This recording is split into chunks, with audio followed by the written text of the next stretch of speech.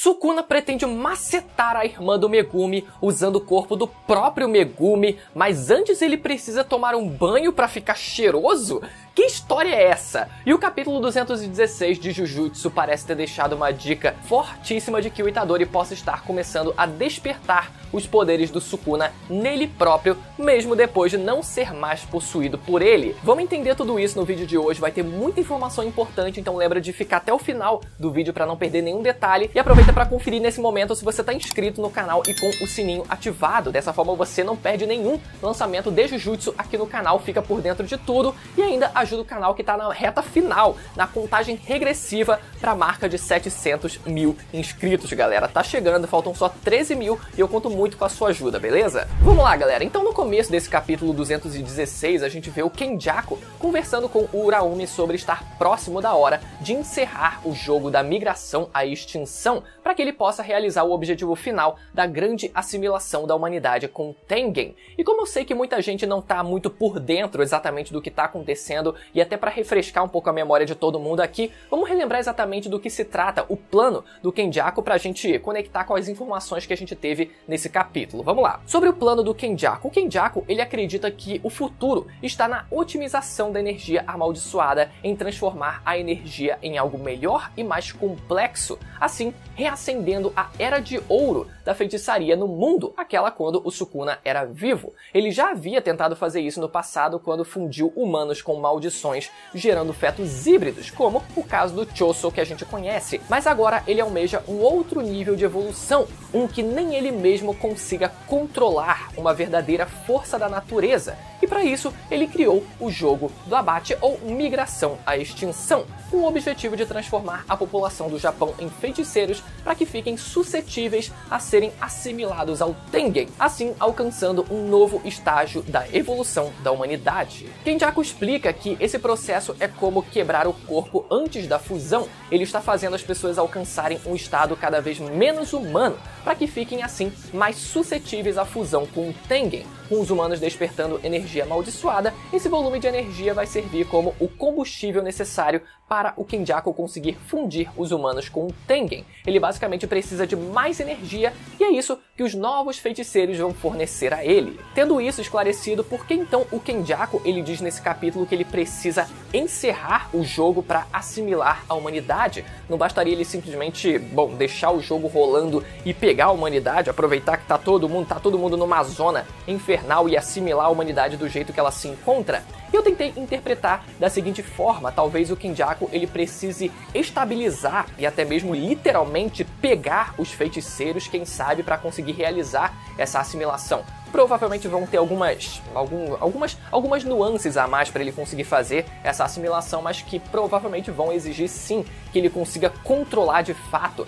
todos os players desse jogo que está acontecendo agora para que ele consiga realizar de fato essa assimilação. Mas os detalhes realmente fica difícil da gente deduzir, mas pela fala do Kenjaku ele realmente precisa que esse jogo se encerre. Só que o Uraumi ele diz que foi o próprio Kenjaku que criou um jogo sem fim, e o Kenjaku explica que a existência, ele responde que a existência do jogo só foi possível porque ele assumiu o fardo de ter que arranjar um jeito de terminar justamente um jogo sem fim. Ou seja, é aquela clássica troca equivalente. Para que um jogo tão poderoso como esse pudesse existir, ele teve que sacrificar, teve que abdicar da possibilidade dele ter um método de encerrar esse jogo de forma, digamos, programada, automática, para que o jogo ele fosse poderoso da forma como ele é hoje em dia. Ou seja, ele precisa arrumar alguma forma, algum malabarismo que seja para ele, como um jogador, também consiga encerrar o jogo. Quem sabe com algum sistema de troca de pontos, enfim,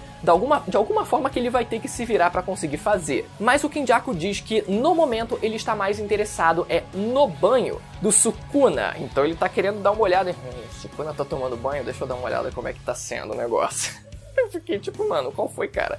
Deixa o cara tomar banho em paz. E a gente vendo tanto o Kenjaku quanto o Sukuna interagindo de forma tão casual nesse capítulo fez até o quebrar um pouco das minhas expectativas em relação a esse reencontro entre eles, sabe? A gente vendo o Kenjaku, que é o principal antagonista nesse momento atual do mangá, se reencontrando com o Rei das Maldições, e eles conversando de forma tão casual, sabe? É um negócio, mano, e aí, vocês não vão brigar, não? É tipo assim, a gente sempre se pergunta isso, se os personagens eles não vão cair na porrada ou se aliar em algum momento, né? E pelo andar da carruagem, eles estão muito mais próximos de se aliarem do que eles tentarem um combate direto um contra o outro pra ver quem vai ficar no topo nessa história toda, sabe? Tudo bem que a gente não sabe exatamente como era a relação deles no passado, né? A gente sabe que o Sukuna era o Rei das Maldições, enquanto o Kenjaku tava lá fazendo as paradas dele e tal, mas agora o Sukuna vendo o Kenjaku ele realizar um plano como esse, será que o Sukuna ele não vai em algum momento querer eliminar o próprio Kenjaku? O fato é que no momento o objetivo deles dois não parecem entrar em conflito, enquanto o Kenjaku ele quer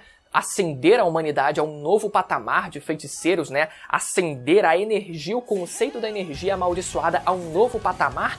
Isso tudo não entra, em essência, em contraste com os objetivos do Sukuna, que no momento são, né, conseguir aprimorar o domínio dele, a possessão dele sobre o corpo do Megumi, mas depois, obviamente, né, conseguir recuperar o próprio corpo e o poder dele por completo. Então, cada um tá na sua, conseguindo realizar o seu objetivo aos poucos, e não parece que, pelo menos no momento, eles vão cair na porrada, mas eu não descarto a possibilidade de, pelo menos, eles, bom, se engalfinharem em algum momento. E sobre o banho do Sukuna, o Kenjaku explica que esse banho era usado no passado para transformar artefatos que eram heranças de família em ferramentas amaldiçoadas para que pudessem se proteger.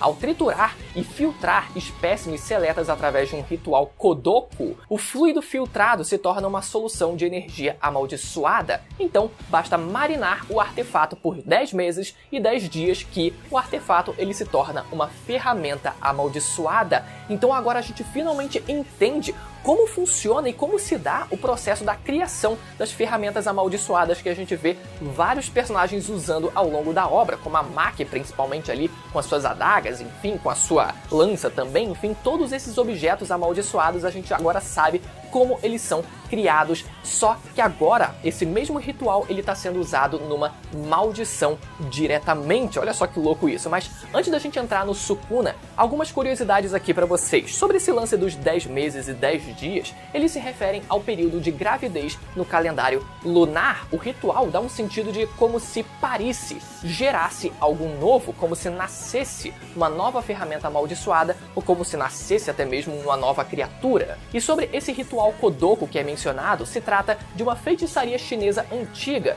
onde se colocavam vários espécimes venenosos dentro de um jarro e os deixavam brigar, se matarem e se comerem até só restar apenas um, o mais mortal. E o curioso é que esse mesmo ritual ele também inspirou o arco atual de Hunter x Hunter, o arco de sucessão, onde o primeiro rei de Kakin teve a ideia de conjurar uma urna e fazer os seus filhos aceitarem um contrato e lutarem em uma disputa de sucessão pelo trono que acontece a cada geração até os dias de hoje. Agora, sobre a importância do Uraume para esse banho poder acontecer, ele explica que quando as maldições são mortas, elas se tornam pó devido a uma reação de desaparecimento e que isso acontece até mesmo se você cortar apenas uma parte delas, salvo algumas exceções. O método do Uraume exige que a maldição seja presa num espeto, congele a cabeça ou onde quer que esteja o núcleo da maldição e depois é só cortar e remover. Já o resto do seu corpo é triturado e jogado no filtro. E mergulhando em um fluido como esse, você fica mais perto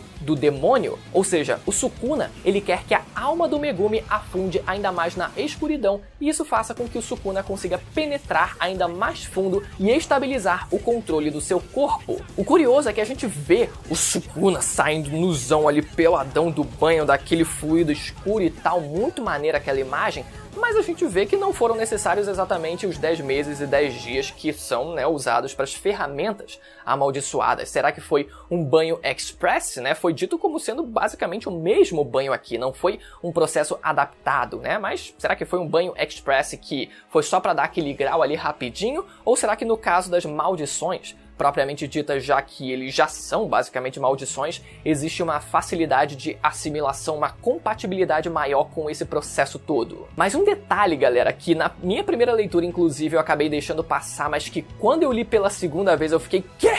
Foi o dedo do Sukuna. Se vocês repararem nesse detalhe, o dedo do Sukuna, ele continua cortado, ou seja, por mais que a gente veja o Sukuna ele tendo a possibilidade de se regenerar, tendo o uso da técnica amaldiçoada reversa para poder se curar, o dedo dele continua levemente cortado. E isso quer dizer, galera, isso é a dica perfeita para a gente deduzir que o Itadori ele esteja de fato também conseguindo começar a utilizar as técnicas do próprio Sukuna. A gente viu o Itadori como ele ficou bem mais poderoso depois que o Sukuna ele saiu do corpo dele, ele estava com um upgrade de força física extremamente elevado, mas pode ser que no meio ali deles terem se engalfinhado, o Itadori ele também tenha conseguido ali, mesmo que minimamente, ter usado a técnica de corte, uma das duas técnicas de corte do próprio Sukuna. Isso porque, lembrando mais uma vez, como o próprio Satoru Gojo, ele menciona lá na primeira temporada como o fato do Itadori ele ter sido possuído pelo Sukuna faria com que os poderes do Sukuna viessem a serem cravados dentro do próprio corpo do Itadori e ele próprio pudesse usar as técnicas do Sukuna. Isso se baseando no conceito de memória muscular ou memória energética ali, né? Dá pra colocar dessa forma em Jujutsu, né? Quanto mais você usa essas técnicas, os poderes do Sukuna, mais esses poderes vão ficar gravados na memória muscular do seu corpo e nas memórias energéticas do seu corpo também, e assim ele conseguindo usar as mesmas técnicas do Sukuna, ou pelo menos em um nível muito parecido, só que parece que isso realmente está acontecendo e esse detalhe é uma evidência muito forte disso. Voltando ao capítulo, a gente vê o Uraome perguntando se está tudo bem em manter aquele rosto, perguntando pro Sukuna isso, né? E o Sukuna responde que se ele vai lutar contra outros feiticeiros, que essa aparência vai ser melhor. Isso porque ele usando a aparência do Megumi, obviamente vai servir como uma forma de desestabilizar pelo menos os personagens mais fracos psicologicamente, né, por terem que bater no próprio Sukuna. Mas no caso no próprio Megumi, na aparência do próprio Megumi. Mas essa frase do Uraome fez a gente pensar que talvez o Sukuna ele sempre teve a possibilidade de assumir a sua própria aparência, daquela aparência original que a gente conhece dele, com 4 braços e etc, mas que ele permanece optando por usar a aparência daqueles que ele possui. Pelo menos foi isso que essa frase deu a entender, né, no Uraome dizendo que ele poderia mudar o rosto dele, mudar a aparência dele. Será que se referia só ao rosto ou de fato ao corpo por completo? E falando um pouco sobre o Uraome, é engraçado como ele tá servindo tanto ao Kenjaku quanto ao Sukuna, porque a gente vê até ele conversando com os dois ao mesmo tempo, né? Quase como se ele estivesse servindo como uma ponte entre eles dois. E o curioso disso é que o Uraome no passado, ele sempre foi basicamente o braço direito do Sukuna, mas depois que o Sukuna, ele rodou de cena, né? Desapareceu de cena, ele, né, quando teve a oportunidade, passou a servir ao Kenjaku. Então isso faz a gente pensar que o Uraome, ele basicamente gosta de servir a alguém. Ele gosta de ser basicamente um vassalo de alguém poderoso, mas depois que o Sukuna ele desapareceu, ele passou a servir ao Kenjaku, mas agora com o Sukuna de volta em cena, ele tá voltando a basicamente servir ao Sukuna junto também, mas ele ainda não decidiu pra quem que ele tá fiel exatamente, né? Mas o fato é que o Uraome e o Sukuna, eles são basicamente uma dupla perfeita. Além do Uraome ele ter ajudado o Sukuna nesse preparo desse banho todo que já vem sendo mencionado desde o arco de Shibuya, quando o Sukuna ele menciona, ele pergunta pro Uraome quanto aos preparativos, como é que estavam indo os preparativos, né? E o Uraome diz, não, tá tranquilo, pode deixar, e a gente vê do que se tratavam esses preparativos que eram referentes a esse banho, mas a gente vê agora essas habilidades como cozinheiro do Uraome sendo completamente compatíveis com o conceito do que é o Sukuna como sendo um canibal e tendo habilidades de corte e de fogo, ou seja, basicamente habilidades que são relacionadas ao preparo de alimentos, ao preparo de carne, com habilidades de corte e com habilidades de fogo, e que são muito compatíveis com as habilidades do próprio Uraome de também sendo um cozinheiro. Então por isso que eles estão desde sempre juntos basicamente. Só que além de todo esse preparo que o Sukuna ele teve com esse banho para assim ele conseguir dominar ainda mais o corpo do Megumi, foi apenas o primeiro estágio, mas o segundo e o estágio definitivo para ele de fato conseguir controlar plenamente o corpo do Megumi vem a seguir. O Sukuna explica que a segunda etapa do plano dele para controlar ainda mais o corpo do Megumi significa destruir a sua sua irmã, que a gente viu que foi possuída pelo feiticeiro chamado Yoroso, de 1000 anos atrás. O Yoroso, que inclusive a gente vê nesse capítulo sendo chamado no masculino, olha só que curioso, né? Um homem num corpo de uma mulher. E o Kenjaku dizendo que ele teve um amor não correspondido pelo Sukuna e pelo Uraume durante esse tempo todo. E quando a gente vê isso pela primeira vez, a gente fica, peraí. Mas calma aí, o cara que possuiu o corpo da irmã do Megumi tem um amor não correspondido pelo Sukuna que está no corpo do Megumi, então eles vão, tipo, macetar em algum momento? Que história é essa, né? E o Sukuna com esse banho todo, tipo, não, agora eu tô pronto, vambora, vamos pegar a minha irmã. Que? Como assim? Mas não, galera. O sentido do amor não correspondido que é dito aqui pelo Yoroso, que é o feiticeiro que está no corpo da irmã do Megumi, não tem um sentido sexual, nem amoroso, nem afetivo de fato, mas sim, muito provavelmente um sentido de tipo, mano, o Sukuna era a maldição que tava no topo e do lado dele tava o Uraume também como seu braço direito, e o Yoroso, nesse caso, ele deve assumir muito uma posição parecida com a do Hisoka em relação ao Kurolo, por exemplo, sabe? Uma relação de, meu, esse cara é tão poderoso que eu quero cair na porrada com ele em algum momento da minha vida. Eu acredito que essa seja a relação de amor não correspondido que ele tem com o Sukuna e com o Uraume. Do Sukuna ele sempre ter cagado pra existência do Yoroso e ter falado, mano, cara, que mané lutar, sai daqui, sabe? Não me enche o saco. Basicamente como era o Kurolo em relação ao Hisoka também. Tipo, ah, mano, não tô afim, mano. Sempre tentando meio que se esquivar sem muita vontade também. Até porque a gente tá falando de um mangá shonen, então as coisas, elas basicamente são